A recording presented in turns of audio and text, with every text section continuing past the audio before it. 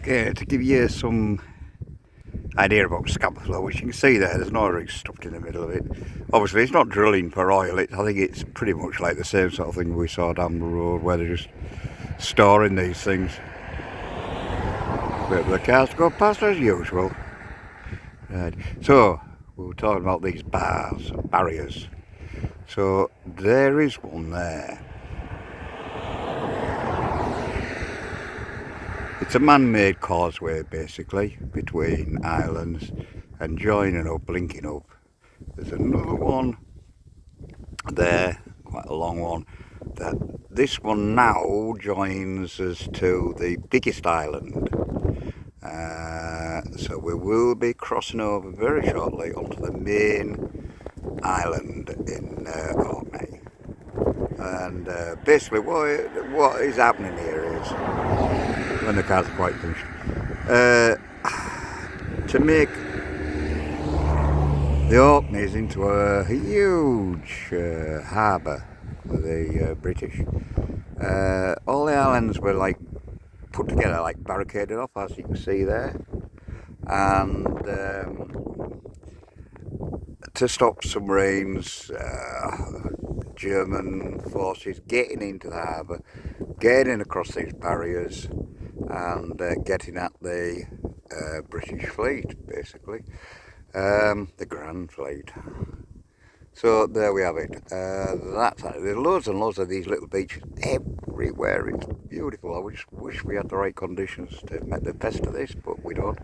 Now I don't know whether you can also see in the harbour there we have what they call block ships, and these were put there again to use as barriers against submarines.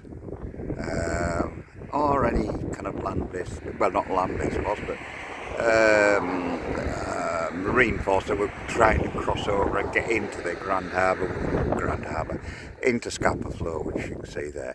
We'll move around, we'll hopefully get another view of this as we go around, maybe even a view from the causeway or barrier as it's gone here.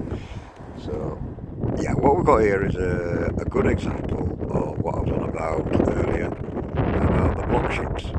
So this was deliberately sunk, just at the bow section. Right, yeah, this was deliberately sunk, cars, to form a barrier. Out there, that way, is the North Sea.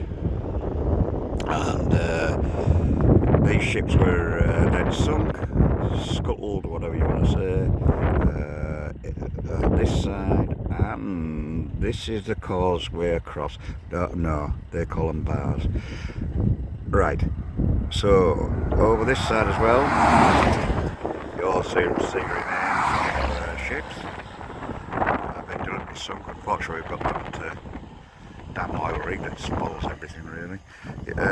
But I'll just pan around opposite. Actually, I think you might be able to see it is totally surrounded by islands. So this is why it was such a brilliant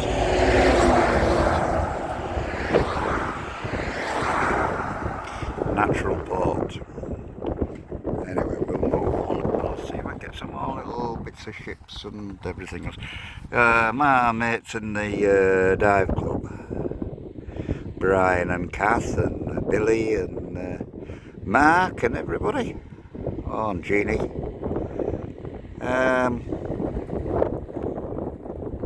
Well, they dived a lot of the, not these, but they'll have dived a lot in scamper flow. Remember, this scamper flow wasn't totally impregnable. And submarine did get through, managed to sink the Royal Oak, unfortunately with a massive loss of British sailors. Yeah, just down there, can you just see there's there we go, I'm sorry about the bad wire, but there's a diver in the water down there. Obviously we've got a novice for his first time out. Anyway, Brian and Kath and all you'll know all this.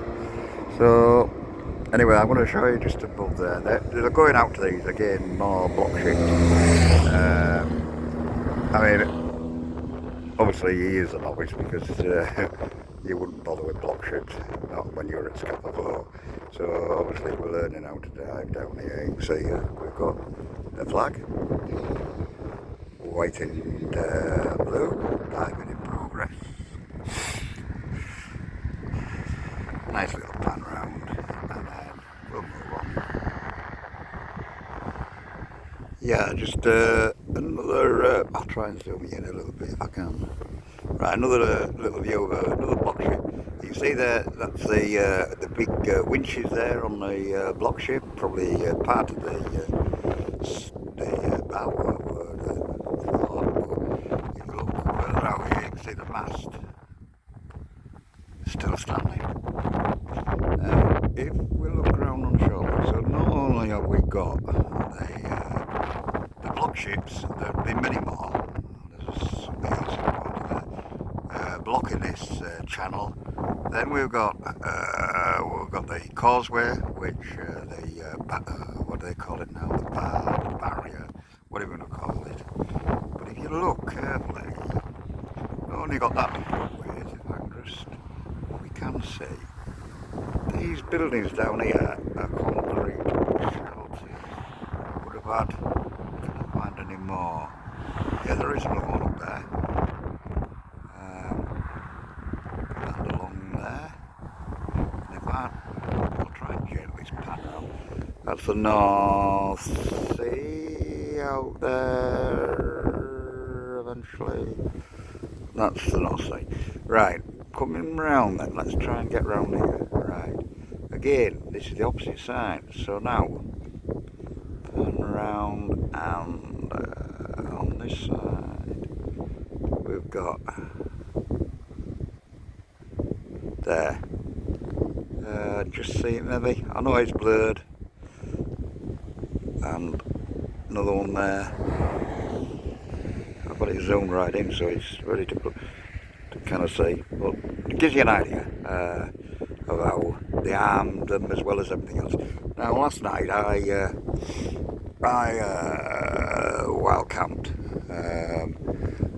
on a couple of islands further down the coast, and I stayed on something like that, right by the side of the water. You can see how close the water is. I mean, it's virtually lapping against the grass. It's quite, can I get a better view there? It's just quite literally lapping against the grass is the water there. And of course, me being the stupid Yorkshireman, if I'd gone to the other side of one of these causeways, bars, whatever you call them, of course that's in the inner harbour, if you like, and it's all nice and sheltered with beautiful sands, and I didn't need to put up with all that rain and howling winds and all that fog in the morning. If I'd just camped at the right side, we call it a harbour bash. That's where you should have been. If it was good enough for the British fleet, it's good enough for you. You know, I'd be one too early, and a late start this morning. It's the last causeway across to the eventual, well, the main island basically. Look at this, I mean, come on.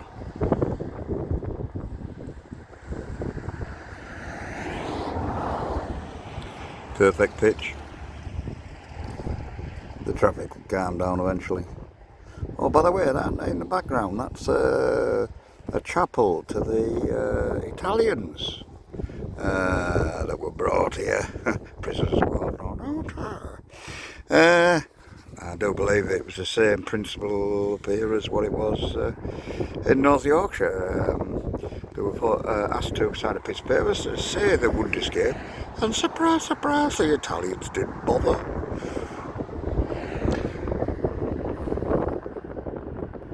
There was also the Spanish Armada came around here trying to escape the British. They came a cropper as well. I think finally taken apart by the people of the Orkneys and Shetlanders. They were looking for friendship among the Scots, but they didn't find it.